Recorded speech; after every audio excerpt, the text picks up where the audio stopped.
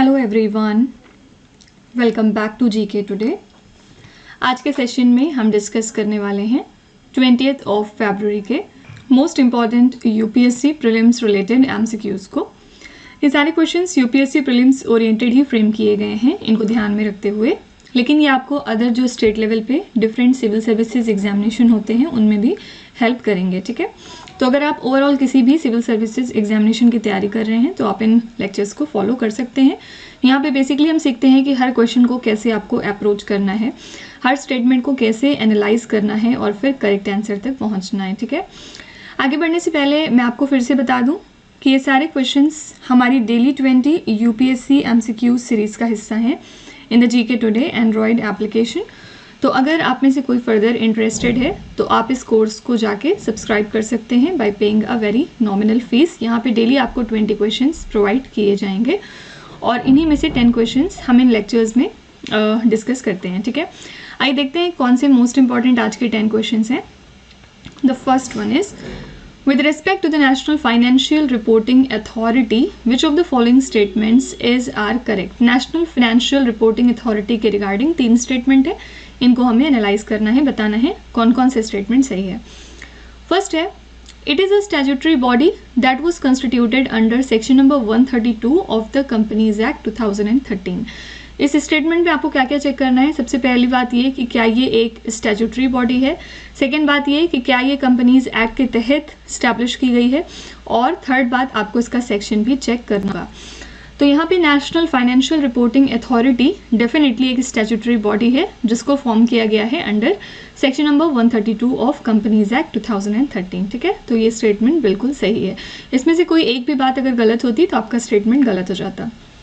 Second है, It was established as an independent authority to regulate the auditing profession and accounting standards in India. क्या इसको establish किया गया था as an independent authority?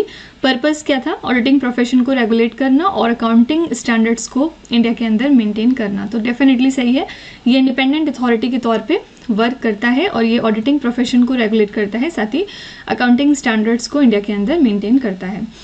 Third, it consist of a chairperson who will be appointed by the NITI Aayog and a maximum of 5 members। क्या इसमें एक chairperson होते हैं जिनको कि नीति आयोग अपॉइंट करता है और मैक्सिमम क्या इसमें 5 मेंबर्स हो सकते हैं।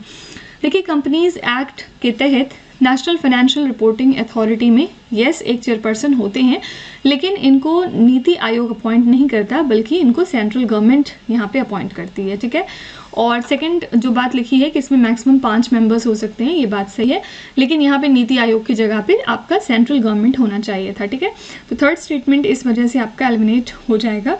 फर्स्ट और सेकेंड सही थे। Select the correct option. Your answer is B option, only 2। Okay, यहाँ पे जो भी स्टेटमेंट एलिमिनेट होता है उसका रीज़न भी आपको पता होना चाहिए किस वजह से हमने उसको एलिमिनेट किया। ठीक है, तो आई होप ये क्वेश्चन आपको समझ में आ गया। यहाँ पे नीति आयोग की जगह सेंट्रल गवर्नमेंट होना चाहिए। Now second question is, consider the followings: measles, mumps, rabies, which of the above is are the part of MMR vaccine? आपको बताना है कि इसमें से कौन कौन सी डिजीजेस हैं जो MMR वैक्सीन का हिस्सा हैं। देखिए, सबसे पहले है मीजल्स।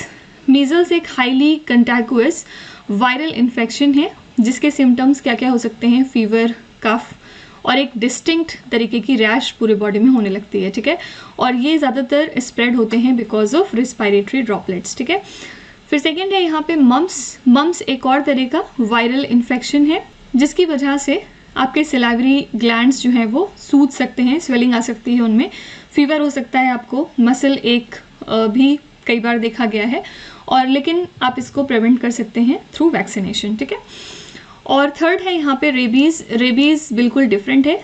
असल में जो MMR वैक्सीन है वो मीजल्स, मम्स और रुबेला का नाम होता है। ठीक है, रुबेला जो डिजीज़ है इसको आप जर्मन मीजल्स के नाम से भी जानते हैं। ये भी एक माइल्ड वायरल इन्फेक्शन है जिसमें आपको रैशेस हो जाते हैं बॉडी पे और फीवर भी हो जाता है, और इसके सीरियस इफेक्ट्स देखे गए हैं ड्यूरिंग प्रेगनेंसी। ठीक है, तो MMR का यहाँ पे फुल फॉर्म होता है measles, mumps and rubella vaccine. ठीक है, रेबीज़ का इससे कोई लेना देना नहीं है। तो MMR वैक्सीन एक तरह की कंबाइंड वैक्सीन है जो कि आपको प्रोटेक्ट करती है against these 3 diseases, measles, mumps and rubella, और ज़्यादातर इनको 2 डोसेज में दिया जाता है during childhood for optimal immunity. ठीक है, तो यहाँ पे 1 और 2 सही था रेबीज का, इससे कोई लेना देना नहीं, थर्ड यहाँ पे एलिमिनेट हो जाएगा। The correct answer is A option, only 1 and 2. Okay, now the third question is in the light of the historical significance of Kalyana Chalukya inscription, consider the following statement. आइए देखते हैं। First है primarily a Kannadiga dynasty, they were known after their capital city Kalyani. क्या ये statement सही है? तो yes, ये जाने जाते हैं अपनी कैपिटल सिटी कल्याणी के लिए। और प्रेजेंट डे कल्याणी कहाँ पे है? प्रेजेंट में ये modern day Bidar district of Karnataka की लोकेशन है, ठीक है, तो ये बिल्कुल ठीक है।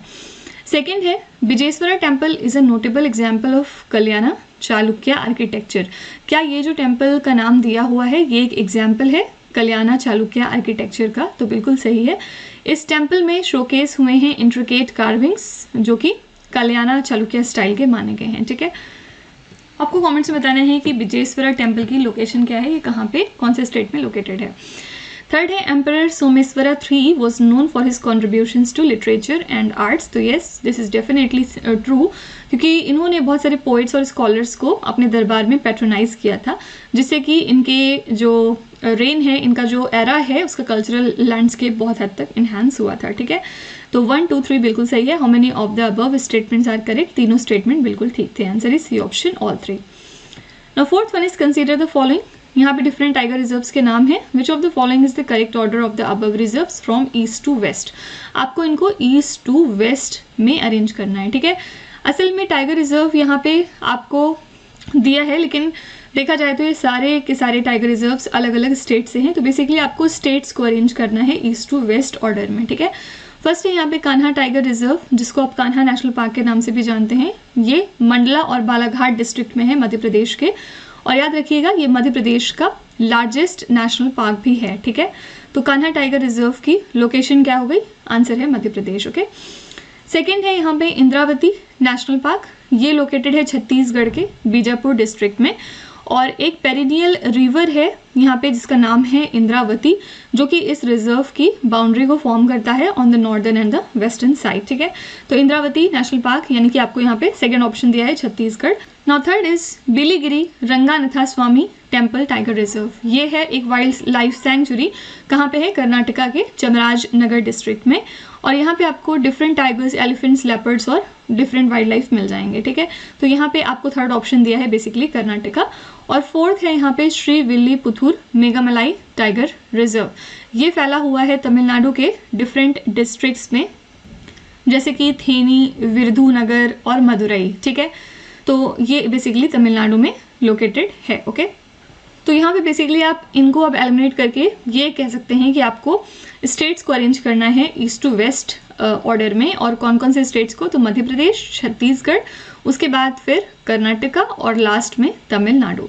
तो आप जब इनको अरेंज करेंगे तो सबसे पहले आपका आएगा मध्य प्रदेश। मध्य प्रदेश बिल्कुल ईस्टर्न साइड पे लोकेटेड है। उसके बाद फिर आएगा छत्तीसगढ़, देन उसके बाद फिर कर्नाटका है, एंड लास्ट में वेस्टर्न साइड पे आपका पड़ता है तमिलनाडु, ठीक है। तो ऑर्डर आपका बिल्कुल इसी तरह रहेगा 1, 2, 3, 4। C option is the right answer, fine. Moving to question number 5, with reference to climate phenomena consider the following statement. Climate phenomena के रिगार्डिंग यहाँ पे 3 बातें हैं, आइए देखते हैं कौन सी बात सही है। फर्स्ट है El Nino is characterised by the warming of ocean waters in central and the eastern Pacific. तो येस, दिस इज ट्रू, क्योंकि एल नीनो अफेक्ट करता है ग्लोबल वेदर पैटर्न्स को, and yes it is characterised by warming of ocean waters in the central and the eastern Pacific. Second है La Nina typically leads to increase rainfall in South East Asia and Australia. क्या La Neena की वजह से South East Asia और Australia में rainfall बढ़ जाती है? तो yes, La Nina is often associated with wetter conditions in regions में, ठीक है। तो ये भी बिल्कुल सही है। And third is the Indian Ocean dipole can influence the monsoon patterns in India. Indian Ocean dipole की वजह से इंडिया के अंदर होने वाले मॉनसून पैटर्न्स में चेंजेस आते हैं। तो येस, अगर एक पॉजिटिव इंडियन ओशन डाइपोल है तो वो इन्हांस करता है इंडियन मॉनसून को, और अगर नेगेटिव आईओडी है तो उसकी वजह से जो इंडिया के अंदर मॉनसून सीजन है वो डिस्टर्ब होता है, ठीक है। तो इसके बारे में हमने एक क्वेश्चन और किया था, अगर आपको याद हो तो। अगर आपको थोड़ा भी याद है तो आप इंडियन ओशन डाइपोल के बारे में 1 लाइन या 2 लाइन ज़रूर लिखिएगा, जिससे मुझे ये पता चले कि आप जो पहले पढ़ चुके हैं वो भूला नहीं है और आपको पॉजिटिव आईओडी और नेगेटिव आईओडी याद है। मैंने आपको बहुत डिटेल में उस टाइम एक्सप्लेन किया था। तो यहाँ पे तीनों ही बातें सही थी. How many of the above statements are correct? Your answer is C option, all 3. Moving to 6th question. In the context of the Digital Personal Data Protection Act of 2023, consider the following statement. First, it applies to processing digital personal data outside India if it involves offering the goods or services to data principals in India. तो yes, ये apply होता है digital personal data को process करने के लिए with in India, चाहे आप इसको कलेक्ट करिए ऑनलाइन या ऑफलाइन या बाद में आप इसको डिजिटलाइज कर लीजिए. इसके अलावा ये डेटा प्रोसेसिंग आउटसाइड इंडिया को भी कवर करता है अगर इसमें इन्वॉल्व हैं ऑफरिंग द गुड्स और services to data principals in India. ठीक है. सेकेंड है DPDP act is based on the expert committee's report that was led by justice BN Shri Krishna. तो ये भी सही है. DPDP एक्ट बेस्ड है एक्सपर्ट कमेटी की रिपोर्ट पे जिसको लीड किया था जस्टिस BN श्री कृष्णा ने, जिसके बाद personal data protection bill pass हुआ था 2019 में. ठीक है. तो बहुत सारे रिविजन्स और कंसल्टेशंस के बाद DPDP यानी digital personal data protection act 2023 को इंट्रोड्यूस कराया गया और बाद में जाके ये पार्लियामेंट के दोनों हाउसेज में भी पास हो गया था. ठीक है. तो सेकंड स्टेटमेंट भी सही है. Which one of the following is correct in respect of the above statement? दोनों बातें सही थी. आंसर है C option, both 1 and 2. Now 7th question is with reference to the Parambikulam tiger reserve consider the following statement. आइए देखते हैं. It is situated in Palakkad and Thrissur districts of Kerala between the Annamalai Hills and Neliyampathy Hills in the Western Ghat. क्या ये इसकी जो location दिया है ये सही है? तो डेफिनेटली ये सिचुएटेड है पलक्काड और थ्रिसूर डिस्ट्रिक्ट्स ऑफ केरला में, अनामलाई हिल्स और नीलियमपैथी हिल्स के बीच में इन द वेस्टर्न घाट. ये अपने अंदर एरिया कवर करता है 643 स्क्वायर किलोमीटर का लगभग, और बाद में जाके इसको एक्सपैंड किया गया था 1984 में और इसको टाइगर रिजर्व डिक्लेयर किया गया 2010 में. ठीक है. तो ये बिल्कुल सही है. सेकेंड है reserve has recorded over 1000 species of butterflies making it one of the richest butterfly habitats in India. क्या यहाँ पे 1000 स्पेशीज से भी ज़्यादा है बटरफ्लाइज की? इसी के साथ ही one of the richest butterfly habitats in India का? नो, क्योंकि पराम्बिकुलम टाइगर रिजर्व में अब तक 273 बटरफ्लाई स्पेशीज को रिकॉर्ड किया गया है, लेकिन यहाँ पे 1000 स्पेशीज दिया है और 1000 स्पेशीज से भी ज़्यादा, तो ये कहना गलत होगा. ठीक है. थर्ड है इंडिजिनस ट्राइब्स लाइक कदार, मलसार, Muduvar and Mala Malasar inhabit the reserve in 6 colonies. Yes, ये सारी इसकी इंडिजिनस ट्राइब्स हैं जो यहाँ पे 6 कॉलोनीज में इनहैबिट करती हैं. ठीक है. तो सेकंड छोड़ के बाकी दोनों सही थे. Select the correct option from the codes given below. Your answer is ये option, only 1 and 3. Now 8th question is in the context of प्रधानमंत्री अन्नदाता आय संरक्षण अभियान स्कीम यानी PM Asha scheme, which of the following observations is are correct? First है it is an umbrella scheme aimed at ensuring the farmers receive remunerative prices for their produce. तो ये एक umbrella scheme है जिसका purpose था remunerative prices को ensure करना farmers के लिए उनके प्रोड्यूस पर. ठीक है. तो ये बिल्कुल सही है. सेकेंड है PM Asha has 3 components and the centre can implement the most suitable one for each state. दो बातें चेक करनी है. PM आशा में क्या 3 components मौजूद हैं, और अगर हैं तो क्या सेंटर इम्प्लीमेंट करता है मोस्ट सूटेबल वन को हर स्टेट के लिए? क्या ये चीज़ सेंटर डिसाइड करती है? नो. असल में देखिए PM आशा में 3 components तो हैं. कौन कौन से हैं? PSS यानी कि प्राइस सपोर्ट स्कीम, सेकेंड है PDPS price deficiency payment scheme, और थर्ड है यहाँ पे PPPS यानी कि pilot of private procurement and stockist scheme. ठीक है. लेकिन यहाँ पे सेंटर के पास ये ऑप्शन नहीं होता है, रादर स्टेट चूज करते हैं कि उन्हें कौन सा कंपोनेंट अपने स्टेट में इम्प्लीमेंट करवाना है. ठीक है. तो यहाँ पे सेंटर के पास कोई भी इस तरह की पावर नहीं होती है. तो ऑल्दो पहली लाइन सही थी, लेकिन दूसरी लाइन की वजह से ये ऑप्शन आपका एलिमिनेट हो जाएगा. Select the correct option. Your answer is A option, only 1. Now 9th question is with reference to traditional Indian textile consider the following statement. पहला है khadi is a hand spun and hand woven fabric that became prominent during the Indian independence movement. ये statement काफ़ी ज़्यादा easy है obviously, क्योंकि खादी से symbolize करता है अब तक सेल्फ रिलायंस को, और इसको महात्मा गांधी जी ने बहुत ज़्यादा प्रमोट किया था as a means to boycott the British goods जब हमने नॉन कॉपरेशन मूवमेंट को लॉन्च किया था. ठीक है. सेकेंड है Banarasi silk is known for its gold and silver brocade and is traditionally woven in Varanasi. तो ये बिल्कुल सही है. This is the finest silk of India, जो कि ज़्यादातर वेडिंग्स और फेस्टिव ओकेजन्स में यूज़ किया जाता है. ठीक है. थर्ड है Pochampally ikat is a unique weaving style from Andhra Pradesh that involves tying the threads before weaving. ये भी सही है, ये टेक्निक आंध्र प्रदेश की है, इसमें इंट्रिकेट पैटर्न्स को क्रिएट किया जाता है। याद रखिएगा ये आंध्र प्रदेश का एक GI टैग प्रोडक्ट भी है, ठीक है।